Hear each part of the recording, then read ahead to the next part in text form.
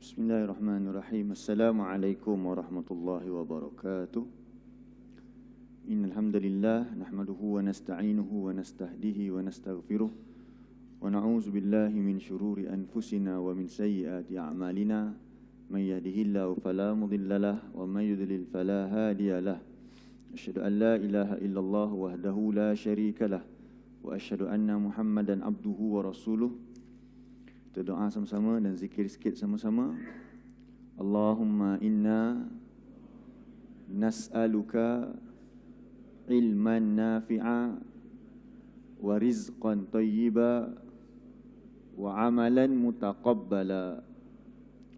Ya Allah, sesungguhnya kami mohon kepadamu ilmu yang bermanfaat, amalan yang diterima, ilmu yang bermanfaat, rezeki yang baik dan amalan yang diterima. Allahumma bika asbahna wa bika amsayna wa bika nahya wa bika namutu wa ilaikan nusyur. Ya Allah, dengan Engkaulah kami berpagi-pagi dan dengan Engkaulah kami berpetang-petang, dan dengan Engkaulah kami hidup dan kami mati, dan kepada Engkaulah dibangkitkan. Baik. Saya hormati Tuan Haji Jamaluddin, pengurusi Masjid Al-Muttaqin serta ahli jawatan kuasa. Juga saya hormati tuan-tuan imam, tuan-tuan bilan, tuan-tuan guru, ustaz-ustaz, ustazah-ustazah, hadirin hadirat yang dikasihi sekalian. Alhamdulillah, kita bersyukur kepada Allah Subhanahu Wa Taala kerana pada pagi ini dapat kita bertemu sekali lagi bagi menyambung tadabbur kita menerusi surah As-Sajdah. Jadi insya-Allah pada hari ini kita akan lihat ayat yang ke-28.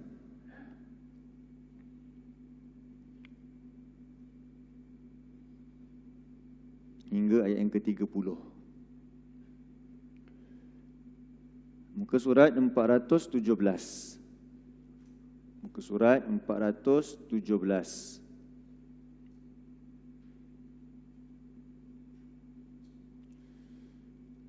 A'udzu billahi minasy syaithanir rajim.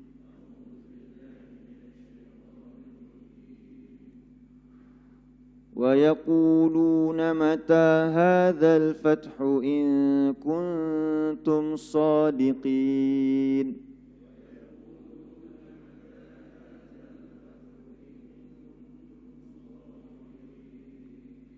قُلْ يَوْمَ الْفَتْحِ لَا يَنفَعُ الَّذِينَ كَفَرُوا إِيمَانُهُمْ وَلَا هُمْ يُنظَرُونَ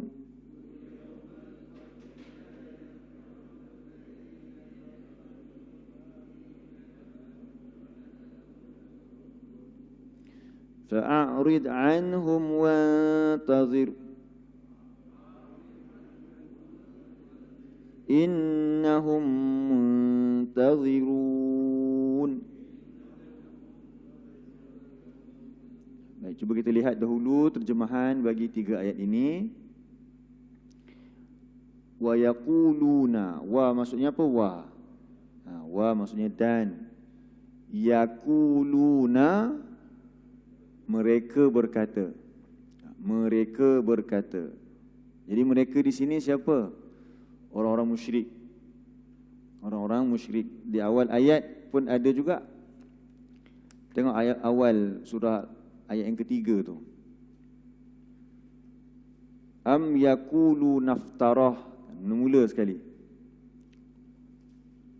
Ayat yang ketiga surah As-Sajdah ni. Ada perkataan yaquluna kan? Mereka berkata, iaitu orang musyrik yang tidak beriman kepada Al-Quran yang Allah turunkan. Rabbul Alamin.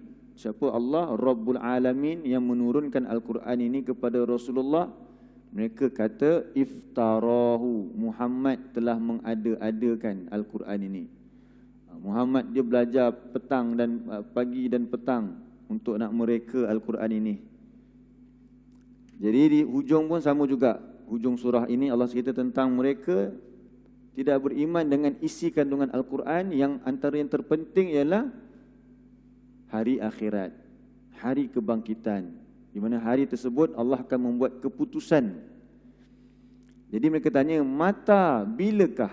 Balik-balik ayat yang ke-28. Mata bilakah hadza, ini al-fathu, iaitu al-fathu. Jadi al-fathu dalam Quran ini ada beberapa makna.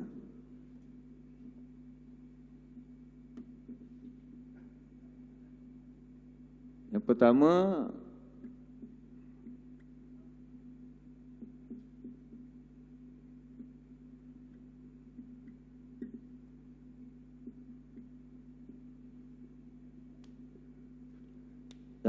ialah maksud al-fathu tu buka. Buka. Izalatul iglaq. Contohnya dalam Quran, dengan maksud buka adalah pada surah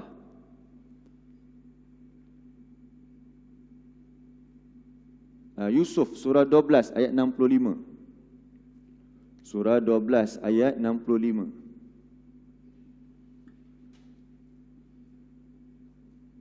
Ini Zai, bukan Zal.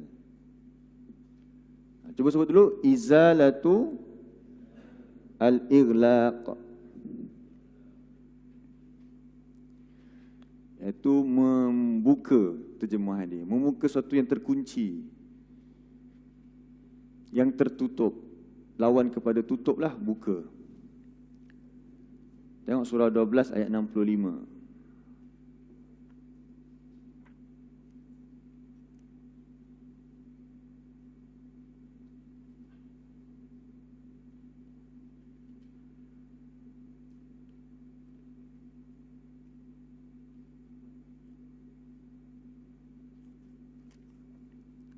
Ke surat 243.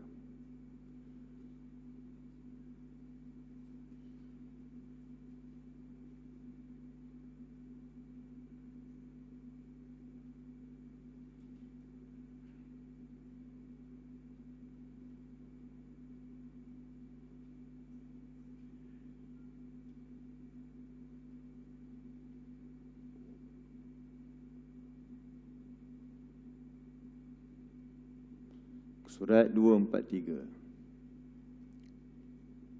ayat 65. Jumpa tak? Jadi situ walamma fatahu, fataha, jumpa? Walamma fatahu mata'ahum wajadu bidha'atahum ruddat ilaihim. Cuba tengok terjemahan dia kata apa. Dan ketika mereka membuka bungkusan barangan, mereka menemui barang-barang mereka dikembalikan kepada mereka. Ini kisah adik-beradik Nabi Yusuf lah. Jadi fataha kat situ. Perkataan fataha ataupun al-fathu di sini maksudnya buka. Buka. Lepas tu kunci dipanggil apa? Miftah. Perkataan fataha, kunci, miftah, alat untuk membuka. Jadi satu lagi, kalau kita boleh tengok dalam surah 15,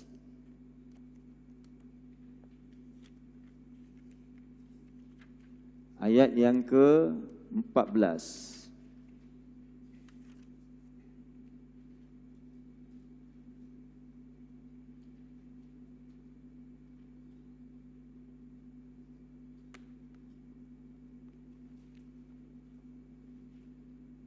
Muka surat 262. Surah 15 ayat 14.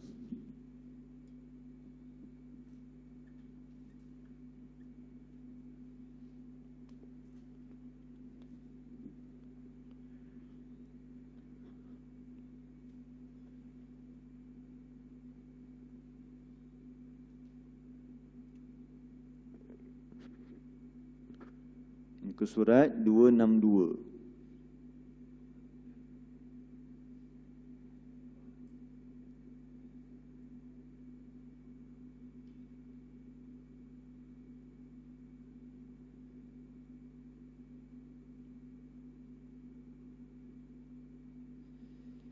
Jadi apa sebut di sini? Walau fatahna, ada fataha lagi kan? Samalah. Dan kalau kami bukakan ke atas mereka baban minas sama, pintu dari langit. Jadi satu maksud fataha ataupun al-fathu dalam Al-Quran, maksudnya apa pertama? Buka. Tadi mereka tanya, bilakah pembukaan? Bukan terjemahannya buka. Ini satu terjemahan dulu. Dalam Quran, fataha maksudnya buka. Fataha yang kedua maksudnya nusrah, pertolongan.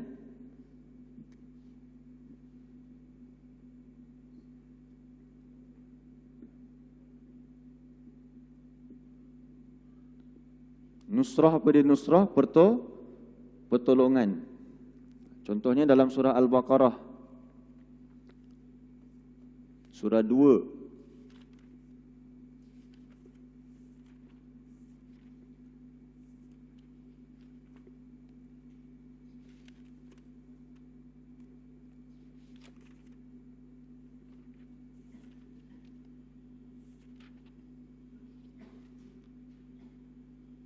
Ayat 89.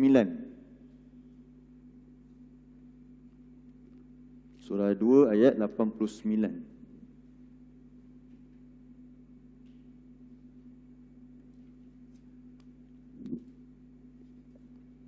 Surat 14.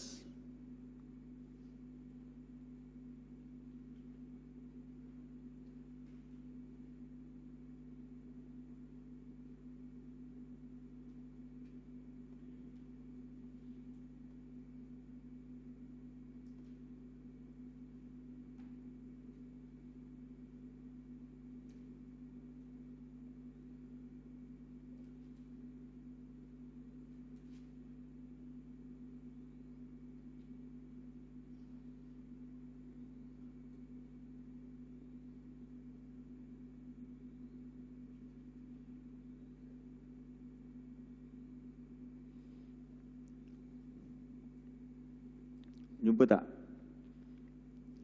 Muka surat 14 ayat 89. Walamma ja'ahum kitabun. Jumpa? Surah Al-Baqarah ayat 89. Dan tak kala telah datang kepada mereka, mereka di sini kisah orang Yahudi. Yahudi yang berada di Madinah ni, mereka asalnya daripada Palestin. Lepas tu mereka berhijrah ke Madinah kerana nak menunggu Nabi akhir zaman. Yang mereka baca dalam apa? Taurat. Bukan dalam WhatsApp, dalam apa? Dalam Taurat. Mereka baca dalam Taurat ada akhir zaman Nabi yang berada di Yathrib, nama lama bagi Madinah. Jadi mereka pun berhijrahlah ke Madinah menunggu Nabi akhir zaman kerana mereka baca dalam kitab Taurat. Jadi tak kala datanglah betul-betul kepada mereka Nabi tadi, Nabi Muhammad datang ke Madinah membawa sebuah kitab yang membenarkan apa yang ada bersama dengan mereka, iaitu Taurat tadi tu. Walamma ja'ahum kitabun min indillahi musaddiqun lima ma'ahum. Kemudian Allah kata sepanjang mereka tunggu Nabi Muhammad, sebelum Nabi Muhammad datang, wakanu, dulu mereka sebelum ini, sebelum Nabi Muhammad datang, mereka selalu berperang dengan orang-orang Arab di sana. Arab mana? Arab Madinah lah. Orang-orang Arab Madinah, Aus dan Khazraj. Mereka berperang, bergaduh. Setiap kali mereka berperang, mereka kata apa? Yastaftihuna 'alal ladzina kafaru. Tu ada perkataan ni, yastaftihuna. Cuba tengok, ada tak fataha? Jumpa tak? Dalam kalimah yastaftihuna tu ada kalimah fataha. Jadi kat sini maksudnya apa dia? Mereka setiap kali mereka perang dengan orang-orang Quraisy, orang Quraisy, orang Arab Madinah, mereka meminta fath kat situ. Apa dia? Pertolongan, ataupun boleh kata meminta kemenangan. Kepada siapa? Kepada Allah. Ke atas orang-orang yang ingkar, iaitu orang-orang Arab Madinah ketika itu. Jadi setiap kali mereka lawan, mereka kata nanti kamu orang tunggu. Bila Nabi kami sampai, kami akan menang. Kami akan dapat pertolongan. Jadi mereka percaya Nabi Muhammad akan datang dan mereka akan mendapat kemenangan kalau mereka beriman. Tapi masalahnya, bila Nabi betul-betul sampai, mereka ingkar. Itu hakikat dia lah. Tapi kita nak ambil perkataan Fataha kat situ. Fataha itu maksudnya apa dia? Kemenangan ataupun pertolongan. So dalam Quran, perkataan Fath kadang-kadang maksudnya buka. Daripada benda yang tertutup, kita buka. Yang kedua dengan maksud apa? Pertolongan atau kemenangan, nusrah. Lagi satu, maksud Al-Fathu dalam Quran ialah Al-Hukmu. Hukum ataupun Al-Qadha.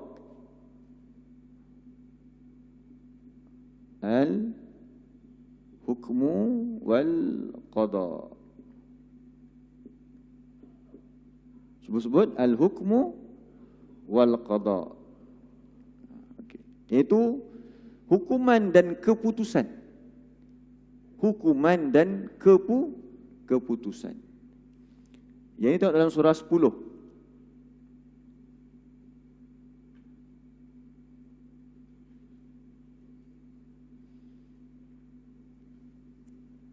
Ataupun tengok dulu surah 7. Surah 7 ayat 89. Surah 7 ayat 89.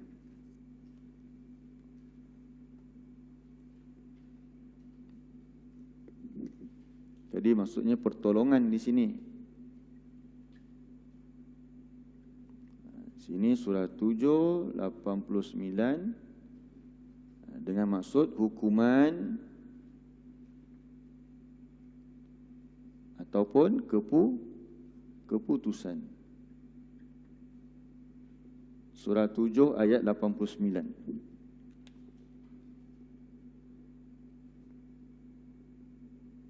Muka surat 162.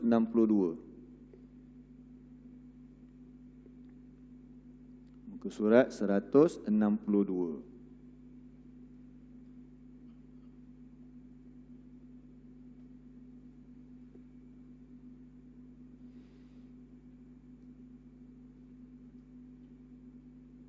Jumpa tak ayat 89? Cuba cari ayat Rabbana iftah bainana wa baina qaumina. Dia pada ayat yang sama juga, tapi ujung-ujung je. Ujung-ujung sikit. Rabbana iftah bainana, kan? Jadi ini kisah Nabi apa ni? Nabi Syuaib. Apabila umat dia menentang dia, mengancam dia, lalu Nabi Syuaib berkata kepada Allah, "Alallahi tawakkalna." Ke atas Allah lah kami bertawakal. Rabbana iftah. Itu iftah tu. Wahai Tuhan kami, jumpa tak iftah? Fataha. Jadi terjemahan dia apa? Cuba tengok kat situ. Dia terjemah apa? Dia tulis bukakanlah. Kalau terjemahan yang dalam Quran perkata ni lah, kalau tuan-tuan pakai yang sama dengan ni, kalau perkata dia tulis bukakanlah. Cuma dalam kurungan dia kata apa? Keputusan, kan? Keputusan. Jadi putus, keputusan tu qada ataupun hukumlah. Bainana, di antara kami, wa baina qaumina, dan di antara kaum kami. Jadi maksud kat sini ialah keputusan bil haq, dengan kebenaran. Wa anta khairul fatihin. Ada ulang lagi Fataha tu. Itu isim fa'il dia pula. Dan engkaulah sebaik-baik pembuat keputusan. Okey. Jadi ada berapa maksud al-fathu? Ada berapa maksud al-fathu? 3. Yang pertama apa? Buka. Macam kita kata Fathu Makkah. Samalah. Terjemahannya apa? Pembukaan kota Mekah. Ataupun boleh kita kata kemenangan. Okey, al-fathu yang kedua maksudnya apa dia? An-nusrah. Iaitu apa dia? Pertolongan yang membawa kepada kemenangan. Dan yang ketiga dengan maksud apa al-fathu? Keputusan, iaitu ataupun hukuman. Al-hukmu wal qada. Okey. Jadi balik surah As-Sajdah. Balik surah As-Sajdah.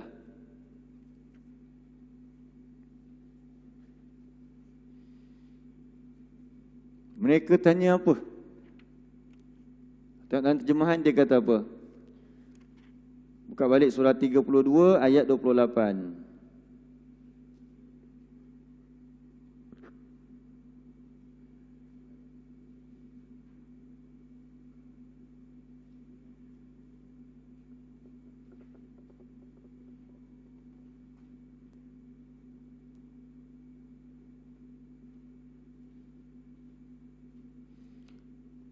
Jadi mereka bertanya, mata hadzal fathu, bilakah hadza ini? Al-fathu, kita boleh terjemah satu dengan maksud apa dia? Al-hukmu wal qada. Bila keputusan itu yang akan berlaku, ataupun bila kemenangan itu akan berlaku? In kuntum sadikin. Mereka kata, jika kamu ni, kalian orang-orang beriman ini, kamu ni berkata benar, bila berlaku kemenangan? Sebab apa? Peristiwa dia begini. Nabi SAW berdakwah di Mekah, membawa Al-Quran. Itu peringkat awal kita baca surah As-Sajadah kan. Tetapi mereka kata apa dia? Mereka kata Muhammad mengada-adakan Al-Quran. Nabi datang bawa lagi kepada mereka tentang apa dia? Nanti di akhirat kita akan dibangkitkan balik, dan kita akan mendapat sama ada kejayaan berupa syurga ataupun kebinasaan berupa azab neraka. Mereka menentang. Lalu mereka menyatakan, orang-orang beriman kata kepada orang Quraisy, kita akan lihat nanti siapa yang betul. Macam tu. Sebab kita yakin dengan kita punya kebenaran, yakin dengan Al-Quran ini. Jadi kita ancam, mereka ancam, kita akan menang nanti. Orang beriman akan menang di akhirat nanti. Allah akan zahirkan siapa yang betul, siapa yang salah. So, manusia ni sentiasa berselisih. Perselisihan yang paling besar apa dia? Iman dengan kufur. Cuba kita lihat kehidupan kita kan, banyak tak perselisihan? Setiap perbincangan mesti ada perselisihan. Tetapi ada perselisihan yang sangat besar, yang nanti di akhirat Allah akan pisahkan. Iaitu apa dia? Iman dan kufur. Kalaulah seorang suami isteri sekalipun, sepasang suami isteri, satu beriman, satu ingkar, di akhirat apa jadi? Dipisahkan. Dalam surah Yasin kan kita baca, Allah pisahkan di antara orang beriman dan orang yang ingkar. Jadi mereka ceritalah benda ini kepada orang-orang Quraisy. Nanti di akhirat kami yang beriman ni kepada Allah, kami akan mendapat syurga. Manakala orang yang ingkar kepada Allah, mereka akan mendapat balasan. Mereka cabar, mereka perli. Mereka kata bila? Mereka kata apa? Bila berlakunya kemenangan tersebut.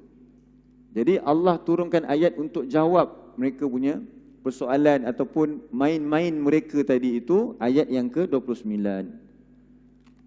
Jadi kul, kata Allah, wahai Muhammad dan umatmu, kul, katakanlah, jawablah balik. Apa dia? Yaumal fathi, hari apa dia? Keputusan itu, iaitu apa dia? Keputusan orang beriman akan dimasukkan dalam syurga, manakala orang yang ingkar kepada Al-Quran ini akan dicampakkan dalam neraka. Hari keputusan itu, kenapa kita terjemah keputusan? Sebab Al-Fathu ada dengan masuk Al-Hukmu ataupun Al-Qada. Tadi kan kita tengok dah kat depan tu. Jadi Allah suruh jawab macam mana? Bukan jawab waktu. Mereka tanya bila? Boleh tak jawab? Oh, nanti lagi 5 hari jadi. Sebab apa? Tidak ada siapa pun mengetahui bilanya berlaku hari kiamat. Nabi Muhammad tahu tak? Nabi Muhammad, dia tahu tak berlakunya hari kiamat bila? Dia pun tak tahu. Hatta Jibril tahu tak? Jibril pun tak tahu. Jadi siapa yang hanya mengetahui tentang berlakunya hari kiamat? Okey, tanda muka surat ni lah. Buka surah 31 ayat 34, ujung sekali.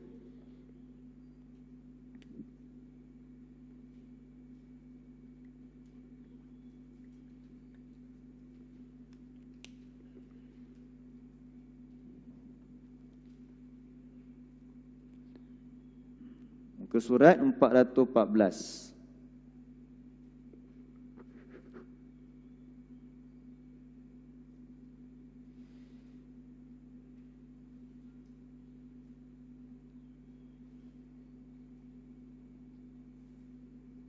Ke surat 414.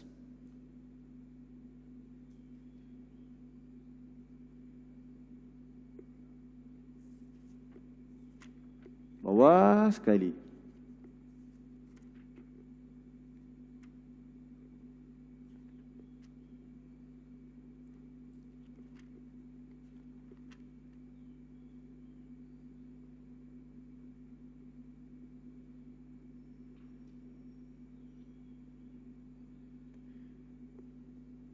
Apa Allah sebut dekat situ di permulaan ayat dia? Innallaha indahu ilmus sa'ah. Jumpa tak? Apa maksud dia? Sesungguhnya Allah di sisinya sahajalah. Apa dia? Ilmus sa'ah. Pengetahuan tentang as-sa'ah.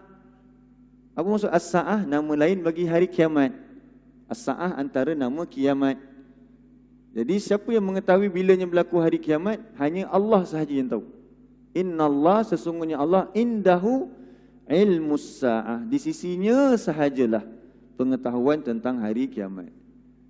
Jadi bila mereka tanya kepada Nabi Muhammad, soalan tu soalan yang macam mana?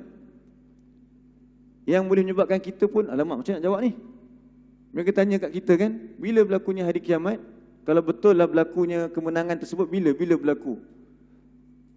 Jadi jawapan yang Allah ajarkan, Nabi hanya menyampaikan apa yang diwahyukan. Apa Allah perintahkan Nabi jawab? Cuba buka balik surah 32. Bukan bagi tahu bila berlaku, tetapi masih lagi memberi peringatan. Masih lagi memberi peringatan. Apa peringatan dia? Katakanlah wahai Muhammad, Yaumal Fathi, pada hari keputusan itu. Buka surah As-Sajdah balik. La yanfa'ul ladzina kafaru imanuhum. Tidak ia bermanfaat bagi orang-orang yang kafaru, yang telah ingkar oleh mereka. Imanuhum. Apa dia imanuhum?